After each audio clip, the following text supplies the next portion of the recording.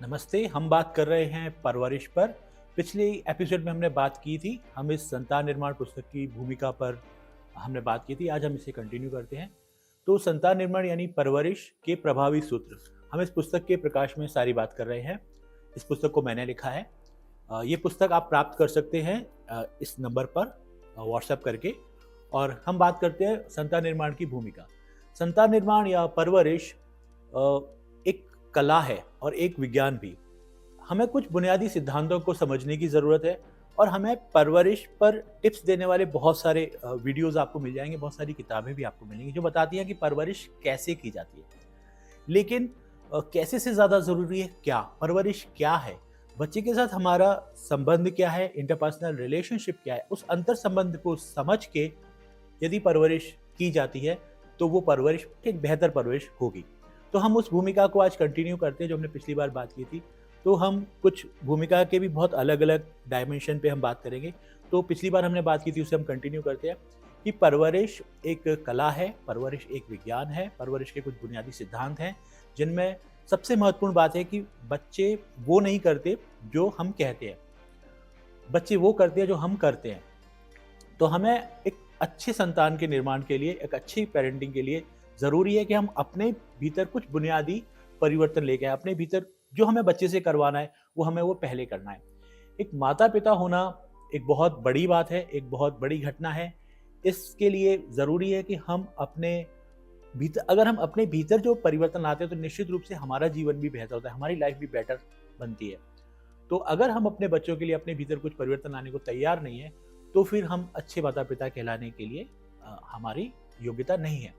तो ज़रूरी है, क्योंकि बच्चे ऑब्जर्व करते हैं, बच्चे हर चीज़, अगर हमारा कहना कुछ और होगा और हमारा व्यवहार कुछ और होगा तो फिर बच्चे हमें एक हिपोक्रेसी वाली बात हो जाएगी और बच्चे हमें एक्सेप्ट नहीं करेंगे। और यही कारण है कि बच्चों के साथ हमारी जो दूरियां हो जाती है। तो हमें बच्चों से जो भी करवाना है ज़रूरी है कि हम उससे पहले खुद करें।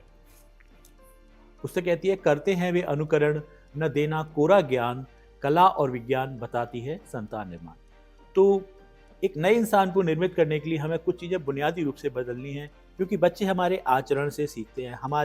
हमारी वृत्तियाँ, हमारे सोचने के तरीके, हमारे काम करने के तरीके, हमारे प्रतिक्रिया करने के ढंग बच्चे पकड़ते हैं, अनुभव करते हैं और वो हमें पकड़ने में कुशल होते हैं।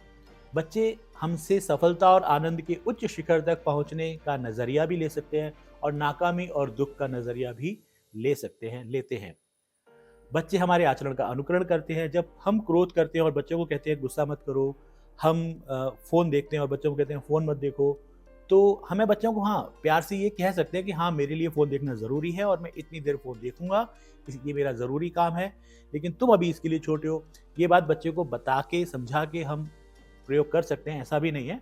लेकिन हम ये नहीं कह सकते कि नहीं, तुम्हें फ़ोन बिल्कुल नहीं देखना है और मैं फिर घंटों उसके साथ फ़ोन लेके, उसके सामने फ़ोन लेके बैठा रहूँ, वो नहीं होगा। एक और बात, बच्चे अपने स्वभाव में जीते हैं। उसका अपना एक स्वभाव है, बच्चा है तो वो बच्चे की तरह ही करेगा और उसे बच्चे की तरह ही होना चाहिए भी। क्योंकि अगर वो बचपन में बच्चे की तरह नहीं करेगा तो आगे भी उसके लिए एक सही स्वाभाविक होने की संभावना खत्म हो जाएगी। बच्चे स्वभाव में जीते हैं, इसलिए वो इतने खुश होते हैं, इतने प्रसन्न होते हैं, इसलिए वो तत्काल हर चीज़ को चाहते हैं। बच्चे को हर चीज़ तुरंत चाहिए, क्योंकि बच्चा वर्तमान में जीता है। उसके लिए भविष्य या भूत जैसी कोई चीज़ बहुत ज़्यादा उसके ऊपर हावी नहीं होती। कम से कम छोटा बच्चा 5, 8, 9 साल तक, 7-8 साल तक बच्चा, जो उसका बचपन है वो स्वभाव में जीता है। तो यदि वो किसी चीज़ की ज़िद करता है तो ये उसका स्वभाव है, ये कोई दोष नहीं है। तो उसकी कुछ ज़िद को पूरी कर देना भी ज़रूरी है। उसकी सारी ज़िद पूरी करना बिल्कुल ज़रूरी नहीं है, लेकिन उसकी कुछ ज़िद पूरी करना बहुत ज़रूरी होता है। यहाँ पे एक बैलेंस की ज़रूरत है, जिस पे हम आगे और भी बात करने वाले हैं इस टॉपिक पे। तो कहाँ, यदि बच्चे को जहाँ तक हो सके हमें ना नहीं कहना होता, लेकिन जब एक बार ना कह दिया यदि किसी चीज़ को, तो फिर उस ना पे टिके रहना भी ज़रूरी है। फिर उस ना को के साथ आप कुछ और हाँ में बदल देंगे तो भी बात नहीं बनेगी। तो यहाँ एक विवेक, एक विज़डम की रिक्वायरमेंट है कि यहाँ हमने बच्चे को जहाँ तक हो सके ना नहीं कहें किसी चीज़ की, अगर उसने कुछ कहा है तो। और यदि नहीं करने योग्य तो उसे समझा के हम उसे समझा दें। हमें उसके स्वभाव को उसके समझना होगा। उसके पास हमसे अधिक जीवन ऊर्जा होती है। बच्चा जो उछल कूद करता है या मस्ती करता है या जो भी कुछ कर रहा है, कई कुछ चीज़ों को बिगाड़ भी रहा है अकॉर्डिंग टू हमारे अकॉर्डिंग, लेकिन वो उसकी अपनी स्वाभाविक स्थिति है, वो हमसे ज़्यादा जीवंत है, हमसे ज़्यादा उसके अंदर ताज़ापन है, तो हमें उसके इस व्यवहार की रिस्पेक्ट करनी होगी। ऐसा नहीं कि बच्चे को से हम ये उम्मीद करें कि वो बैठ जाए। जैसे हम देखते हैं कई बार कि हम जब जैसे कभी कहीं रेस्टोरेंट में जाते हैं या किसी पब्लिक प्लेस पे जाते हैं, वहाँ बच्चे फ़ोन लेके बैठे हुए हैं। ठीक है, मैं भी जाता हूँ, मेरे बच्चे साथ में होते हैं, तो वो इधर-उधर एक्सप्लोर करते हैं चीज़ों को, थोड़ी उछल-कूद भी करते हैं। जब वो बहुत छोटे थे तब तो कई बार टेबल पे भी चढ़ जाते थे। तो एक डर भी होता है कि हाँ, किसी चीज़ को तोड़ देंगे या कुछ नुकसान हो जाएगा। लेकिन वो इतनी बुरी चीज़ नहीं है। अगर वो कुछ तोड़ देता है या नुकसान कर देता है तो वो इतनी बुरी घटना नहीं है। लेकिन अगर वो इतना छोटा बच्चा इतना चुपचाप बैठा हुआ है या फ़ोन पकड़ के बैठा हुआ है, तो वो उसके लिए ज़्यादा बुरी चीज़ है, ज़्यादा खतरनाक है। और फिर फ़ोन के लिए भी हमें आगे हम फ़ोन पे और भी बात करेंगे कि अभी उनकी आँखें, अभी उनके सेंसेस इतने डेवलप नहीं है कि वो इतना सारा रेडिएशन, इतना सारा स्क्रीन को बर्दाश्त कर सके। तो ये अपने आप में एक बहुत सीरियस बात है। हम आगे इस पे बात करेंगे। बच्चे की जो ऊर्जा होती है, हमें उस ऊर्जा को किल नहीं करना, हमें उस ऊर्जा को दबाना नहीं है, बल्कि उस ऊर्जा से खुद स्पंदित होना है, उस ऊर्जा से खुद अ, उसको अपने भीतर महसूस करना है। क्योंकि उसकी ऊर्जा से हमें ऊर्जा मिल मिल सकती है। उसकी मस्ती से हम अपने आप को भीतर से मस्त हो सकते हैं, हम अपने भीतर अपने बचपन को पैदा कर सकते हैं, ज़िंदा कर सकते हैं। तो लोग यूँ ही नहीं कहते कि बच्चे भगवान का रूप होते हैं। कुछ उनके अंदर नेचुरल स्वाभाविकता होती है। तो एक अच्छे बच्चे के निर्माण के लिए, एक अच्छे संतान के निर्माण को करते-करते माता-पिता का निर्माण हो जाता है। हमारे भीतर अपना जो स्वाभाविकता है, वो हमारे भीतर पैदा होती है। तो पेरेंटिंग अपने आप में बहुत वंडरफुल और बहुत प्यारी और बहुत आनंददायक प्रक्रिया है। हम इस प्रक्रिया को आगे कई सारे एपिसोड में समझने की, आपस में चर्चा के रूप में समझने की कोशिश करेंगे, मिलके समझने का प्रयास करेंगे।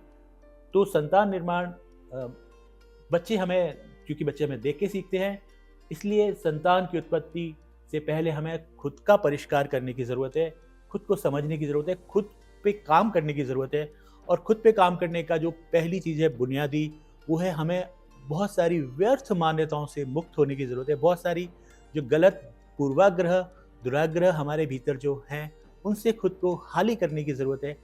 तो इसलिए मैंने पहले एपिसोड में बताया था कि पेरेंटिंग में सीखने से ज़्यादा भूलने की ज़रूरत है, अनसीखा करने की ज़रूरत है, अनलर्न करने की ज़रूरत है। तो हम एक बेहतर परवरिश की तरफ बढ़ेंगे। अगले एपिसोड में हम समझेंगे कि किस तरह से हमें व्यर्थ धारणाओं से मुक्त होना है, किस तरह से हमारे जो दुराग्रह हैं, वो किस तरह से हमारे ऊपर हावी होते हैं और कैसे हम एक पैटर्न के अंतर्गत, एक बिलीफ सिस्टम में बंधे होके बच्चों के साथ व्यवहार करते हैं, उसके क्या दुष्परिणाम होते हैं। और अगर हम एक खुले मन से व्यर्थ धारणाओं से मुक्त होकर यदि एक बच्चे की परवरिश करते हैं, पालन पोषण करते हैं, तो उसके क्या सुखद परिणाम हो सकते हैं, इस पर हम बात करेंगे अगले एपिसोड में। तब तक के लिए धन्यवाद। जय हिंद, जय भारत।